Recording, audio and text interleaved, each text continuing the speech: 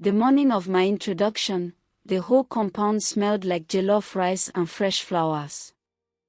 Aunties were tying geli, uncles were arguing over drink prices, and somewhere in all that noise, everyone was happy. Everyone, except one person, but I didn't know that yet. My best friend Funk pulled me aside while I was still getting dressed.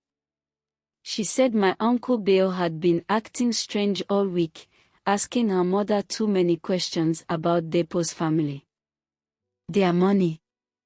Their houses. Their cars. I laughed it off. That's just Uncle Bill, I told her. He worries too much. She wasn't convinced. And looking back, neither was I, not really. It reminded me of my father. Before he died, he made me promise I'd finish my studies, no matter what happened. We didn't have much, but he always found a way. I never forgot that promise. My brother Theo burst in, rushing me along before our mother started shouting his name for no reason. I laughed. I didn't know it then, but that laugh would be one of the last easy moments of the day. By afternoon, both families were seated properly.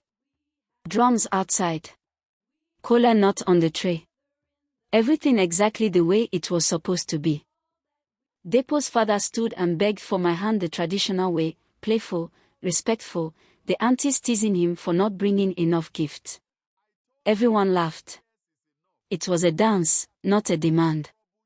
For a moment, I let myself believe the whole day would go exactly like this. Then my Uncle Bill stood to speak. He praised me, my education, my upbringing, but something in his voice shifted. He said I wasn't cheap. That they'd have to pay what I was truly worth. I told myself I was imagining the change in his tone. He asked to speak with the elders privately, just for tradition, he said. My mother's smile disappeared the moment those words left his mouth. I was only sent to bring more drinks. I wasn't supposed to hear anything at all. Then my uncle said something stranger, that this family owed is something older than the wedding itself. Even Depo sounded lost, asking what debt he could possibly mean. But through the door, I heard him name a price, 2 million naira, non-negotiable. Depo's father objected, reminding him that bride price is symbolic, not a market transaction. My hands went cold. That's when I understood.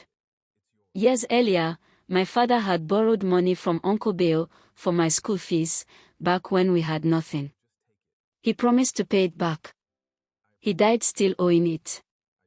I stepped back from the door, my whole body shaking. This wasn't about tradition at all. He was using my wedding to collect a debt my father never got the chance to repay. I found my mother in the hallway, watching me already. You knew, I said quietly. She didn't answer. She didn't need to. I told them the truth, that this had nothing to do with tradition, and everything to do with a debt my father owed him. The room went completely silent. Someone gasped behind me.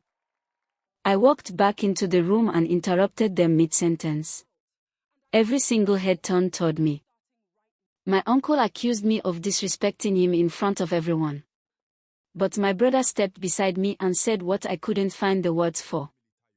Depo spoke next, calm, but firm in a way I'd never seen before. He said he didn't care about the money at all. He cared that his family had almost been used to settle something private between two men who should have sorted it out years ago.